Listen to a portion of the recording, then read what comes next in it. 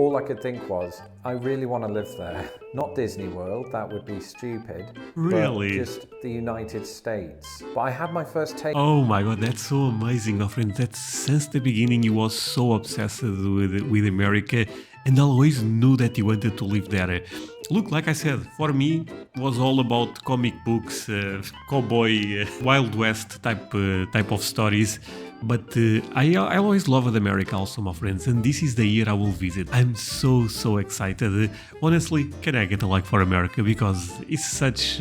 look, they had says wild and free, and this is the reason we all love America. Today I'll be reacting to why I'm so obsessed with America. My friends, I feel like this is a question I should also answer because I consider myself in love, also obsessed with the US.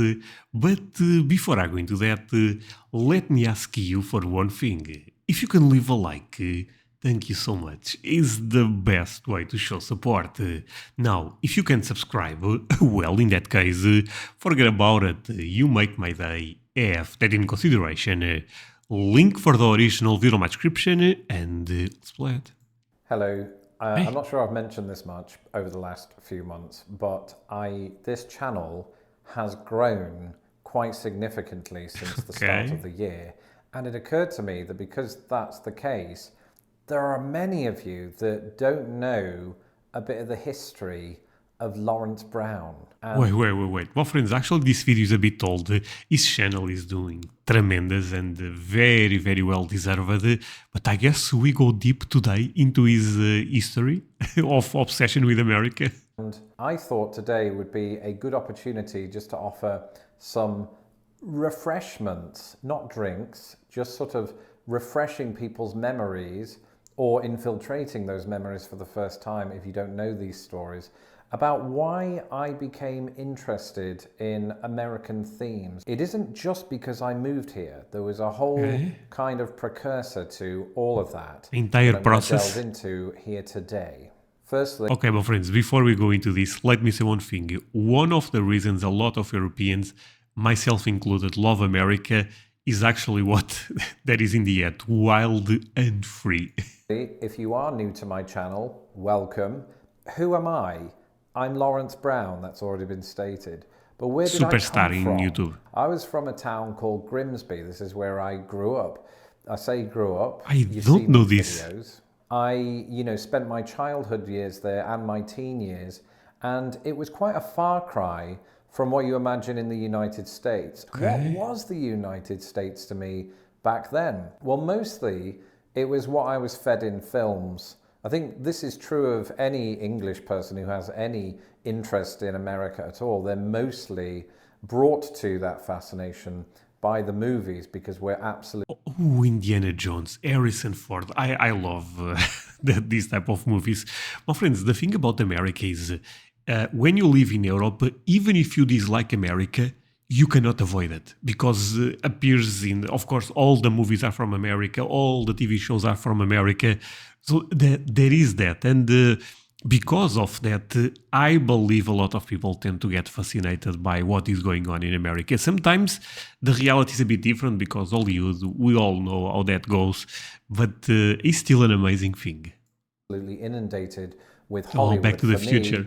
It was 1980s movies, classic 1980s movies like Indiana Jones films or Back to the Future or Police Academy 4. I relate with all of that. Sorry, I know this video is about him, but I relate with a lot of that. Learned quite a lot from these films about how America is. That there are palm trees everywhere, that the weather is always beautiful and sunny. I think I got this sort of idealized version of what America is through watching those films as a kid. Just as anybody who watches any kind of royal wedding or Jane Austen drama would get the false impression of what England is. And so that's just how it was. But it built up in me this sense of adventure, this enormity surrounding the United States, to the extent that instead of portraying James Bond on the playground, I portrayed Indiana Jones. But I remember at the time as I...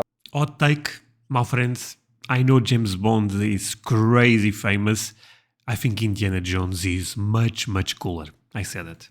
I was kind of sort of starstruck by these American ideas that my dad, who has kind of an encyclopedic knowledge of sort of geography and history, was really Really? interested in all of the 50 states of America and their Oh, capitals and can wow. recite them to this very day, as can I, because I learned from him, right? And I didn't know that this would come in useful later down the road. You know, I just thought, oh, this is useless trivia to have. But I went on to make a video in which I outlined my ability to name all of the states and capitals. And that video subsequently made about $92 through Google AdSense. So, Dad, we actually paid for most of the We made encyclopedia it. through that.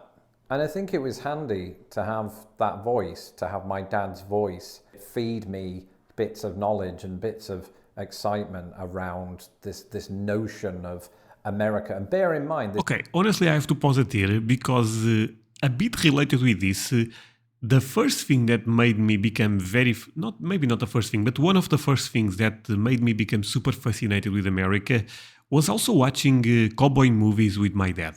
Yeah, the Wild West. I was so fascinated with that. Actually, give me a second because I can actually show to you the first things that made me fall in love with the US. So, my friends, those are the things that started to make me feel in love with America. I still have most of them. So I showed this in the past, I believe. Those are very small books about, cowboys, them fighting with Native Americans. It is what it is, right? And I was so fascinated by this. You guys have no idea.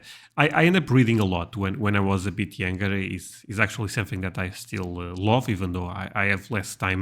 And this is the type of stories that I really like them. They are a bit cheesy from time to time, but I still enjoy to look at this type of stuff. And of course, this goes into my dad watching a lot of movies about cowboys, also end up helping that. And of course, I guess you can see because of my background, I love superheroes, comics, and I end up reading a lot of those when I was a kid. It's the amount is I don't even know how many, my friends. It's stupid, and I had pounds and pounds of comic books. So yeah, that's basically the first things that made me, and those stories they happen in America. So those are the things that made me love America from the start. Of course, then I started learning more about it.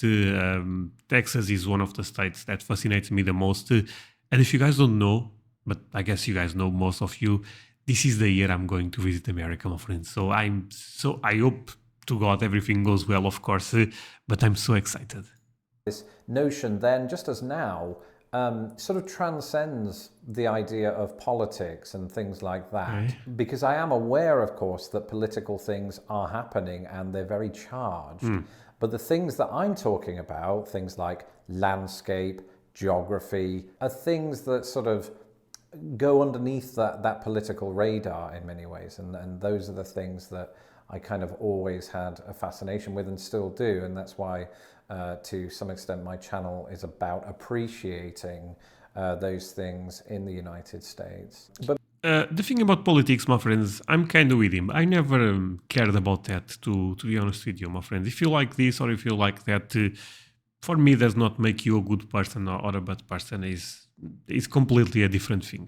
because, that all came to me at a young age, I think there was a pivotal moment for me when I was young. I was about 8 years old, and it had been revealed to me by my family that we were going to visit Florida, Orlando Florida. specifically. And when I told Oh, for people at school Disneyland? really casually, I'm going to Florida this year, they couldn't believe it. The response was along the lines of, "You're going to America? It's crazy. Wow, you're like a megastar." And I've just made that last part up. And we're really jealous, basically, because I think people back then, I'm not sure it's such a big thing now just because of how global we've become, but in the late 80s, early 90s, me and my friends perceived America to be this sort of magic kingdom, for want of a Magic better land. phrase.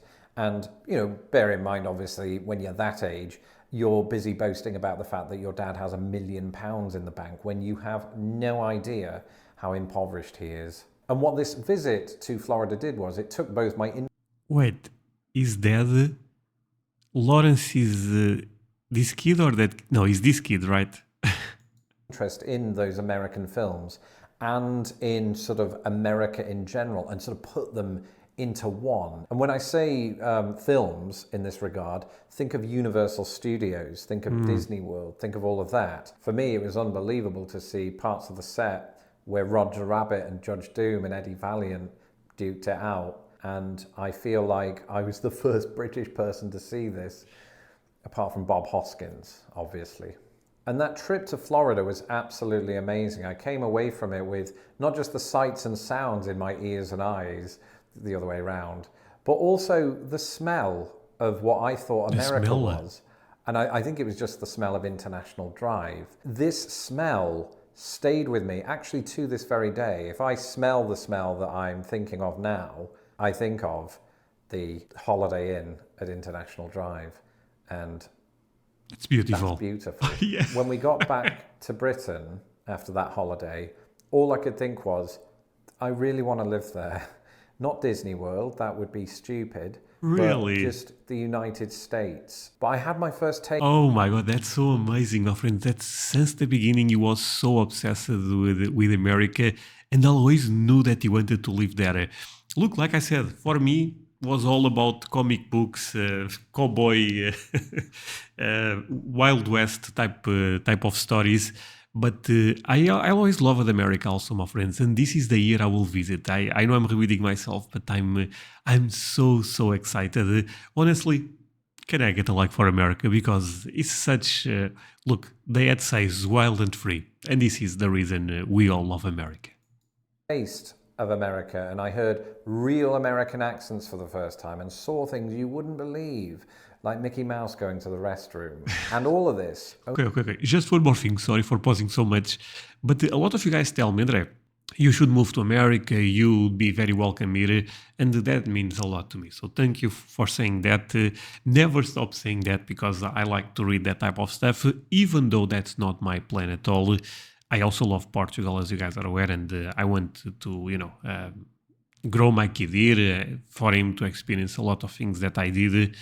But lately, and this is a crazy idea, and this is for the ones that watch, in this case we are in the middle of the video, but until the end, kind of, because most people leave after 5 minutes. My friends, I've been I've been thinking about living, not moving, also moving, but living in America for 1 year. Is that crazy? Is that too difficult? But I have no idea what state, how much I will spend for a house to, maybe rent a car or buy. I honestly, this is still a very new idea to me, my friends. If you have any suggestion, if you think this is possible, if you have any tips, the comment section is for you, my friends, and I will know that you watch the videos at least until the middle. Only fueled a growing obsession I had with the United States. And this obsession would continue into secondary school until people just thought, I'm not sure he's perfectly normal, but we'll admit him anyway and see how it goes. And after they did that, in the first few weeks of being there, I took out a book. This book was called America, An Aerial View. I was obsessed with not only knowing all of the states and their capitals, but finding out sort of visual facts about them and just getting to know such a cool book. The terrain from afar. You bear in mind, this is before Flight Simulator, or at least the good version we have now. That was the only real way that I could sort of educate myself. And I didn't just want to know about Florida or New York or California, the big three. I wanted to know it all. I wanted to know about Arkansas. What did that look like from the air? I knew that instinctively there were things people weren't telling me about America. There were weird tricks that the government didn't want you to know. So I'm just referring to ads from the 21st century. Don't take away from this video that all British people are super fascinated by world and specifically American geography. This is not the case. This was the case with me and me alone, not me alone. I'm sure there were others. And same for me, by the way. Most Portuguese people may not care about the things I showed to you. Flipped through it so often as a kid that when I came back to it decades later, I still remembered all of the pictures that were assigned to each state, To the extent that when I visited Milwaukee in the year 2017, I remembered the Horticultural Museum because it's photographed in the book. When you've grown up with this image, Well, to be honest, Lawrence have crazy knowledge about America. I think more knowledge than he's American right now. I know that, by the way, but more knowledge than Americans that are born there, and I find that impressive. of a building from above and then you see it from both ground level and inside, it sort of shatters every illusion you had about the Horticultural Museum of Milwaukee. Like I said, I did borrow this book from my school library when I was 12, but I didn't know then just how useful it would come in to my eventual career here on YouTube, but the late fees were definitely worth it. Then I entered a period of life known as my adolescence. The American thing kind of got put on the back burner. I was more focused, I suppose, on my studies, Mom, than anything else, but mostly other things. I was learning about Shakespeare, World War II, and how to be rubbish at cricket. And I just didn't have time for sort of non-English things, I suppose, at school and on the playground. And at that time, you're in that period of life where you're keeping your cards close to your chest. I think part of me was probably a little embarrassed at having this nerdy knowledge of another country when all of the other boys on the playground were talking about Pamela Anderson, who ironically is she Canadian? Pamela Anderson is Canadian, but isn't the blonde in Baywatch? Is she American? Back then it was all the same. Calls to mind. No, it's not the same. What the hell? He's Canadian, my friends. My friends, did you guys know that Justin Bieber is Canadian? I found this the other day and I was like, what the hell? My university days, and this is the time period when I had a reignition of my fascination for America. And it's not because I studied here in America, I studied at Lancaster in England, but that particular university had a program that welcomed a lot of American students, and I worked with a number of them in the theatre. It was sort of enlightening to hear both their take on England, right, and all of the things about England that were somehow unique. You don't have mushy peas in America. I came to find later on you don't have mushy peas anywhere but Britain. One thing that came with this exposure to American students is I accidentally allowed some of them to date me. In doing so, I've had multiple girlfriends that were What? American, 2 in total. And Honestly, not bad. in many ways was a kind of an inroad to some of the more nuanced knowledge and details and information about the United States. And I found myself taking on board a lot of this information that would come in handy later on for both my life in America and for this channel. It was little details, but it was also the way they spoke and things they said that were kind of giving me clues to dialectal features that you might not hear in the movies. I remember, my ex had spent a lot of time in Massachusetts and used the phrase wicked good. From that moment on, just assumed all Americans did it. And then Wicked good. Wicked good. That's an interesting expression. a couple of years later at university, I met my now wife, who is from the Midwest. But something that was quite nerve-wracking was meeting her parents for the first time.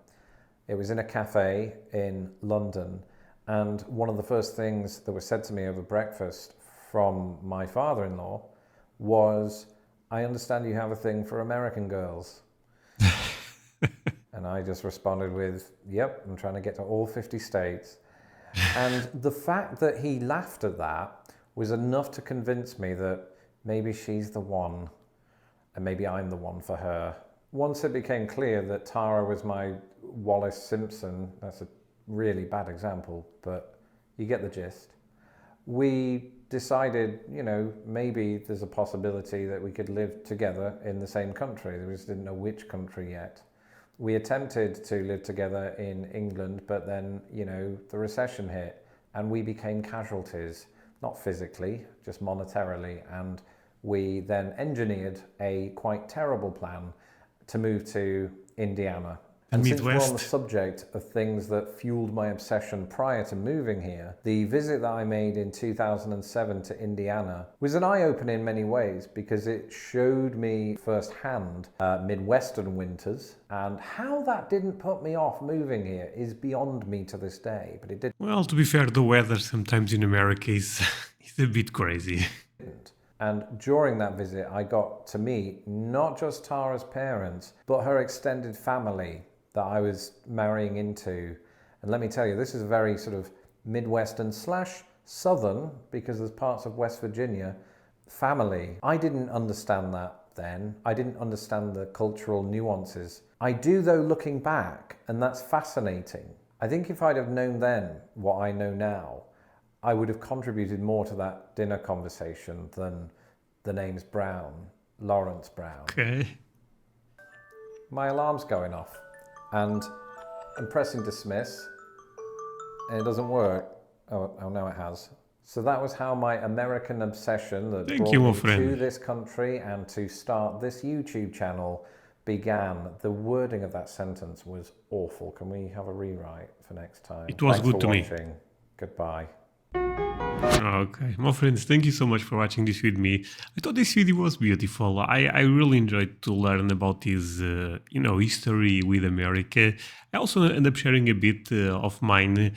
One of the reasons I started this channel to be open with you was, first of all, I saw other people reacting to America, and I saw them reacting to things that I used to watch, but alone, of course. And I thought, you know what if I also try this? So I hope you guys have been finding this channel something that entertains you. That at the end of the day is my main goal. And yeah, see you guys in the next one. Bye, my friends.